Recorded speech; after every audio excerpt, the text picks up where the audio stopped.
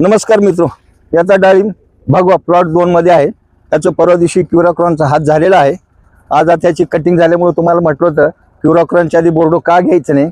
आज बोर्डो मिश्रणाची फवारणी चालू केली, म्हणजे पाणी प्रथम पाणी उद्या द्यायचं आहे। पाणी प्रथम पाण्याच्या आधीची ज्या फवारणी आहे समजा त्या फवारणी आज कंप्लीट होऊन जाते। आता याच्यामध्ये अर्ध्या टक्क्याने बोर्डो घेतलेला आहे, म्हणजे 1000 लिटरला 6 पुढे चुना 400 ग्रॅमचे आणि 5 किलो मोरचूद।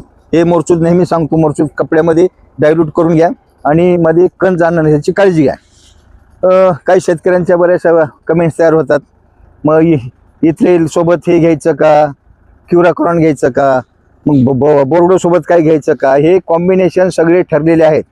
आता काही शेतकरी 1.5 मिली 2 मिलीपर्यंत इथरेल जातात, काही गरज नाही त्याची। मी आता तुम्हाला सांगतो, आमच्या प्लॉटला पहिली फवारणी इथरेल 0.34 इथरेल घेतलं तर 0.30 ना, आणि 0.34 घेतलं तर 8 ग्रॅम ना। त्याच्यानंतर दुसरी फवारणी घेतली इथरेल 500 मिली 1000 लिटर म्हणजे अर्ध्या टक्क्यानं, आणि 0.050 8 किलो म्हणजे 10 किलो घेतलं होतं, म्हणजे 10% एका ग्रॅमला 10 ग्रॅम समजा, एका लिटरला 10 ग्रॅम, त्या हिशोबाने ही फवारणी। त्याच्यानंतर मग क्युराक्रॉन 7, आज आता बोर्डो 7 फवारणी झालेली आहे। कॉम्बिनेशन ठरवलेले, त्याच्यामध्ये हे ह्याच्यामध्ये ते असं काही करू नका। इथरेल 2-2 3-3 मिली वापरू नका।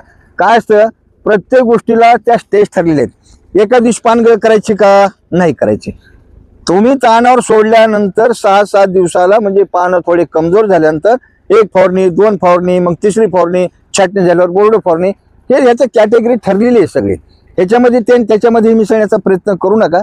काही वेळेस त्याचे साईड इफेक्ट होतात, काही वेळेस कॉम्बिनेशन चुकतात। म्हणून मी तुम्हाला सांगितलेले, ज्या प्लॉट सोबत जे शेतकरी बांधव आहेत त्यांनी फक्त कार्यवाही करा। त्यासाठी कृपया जे प्रॅक्टिकल चालू आहे ते प्रॅक्टिकल करा, करायचं असेल तर, नाही तुमच्या मनाने तुम्ही करू शकता, हे काही बंधनकारक नाही। फक्त हे तुमच्या सुविधेसाठी हे चॅनल ओपन केलेलं आहे, त्या हिशोबाने तुम्ही कार्यवाही करत राहा, तुम्हाला 100% बेनिफिट होईल असं मला वाटतं। नमस्कार।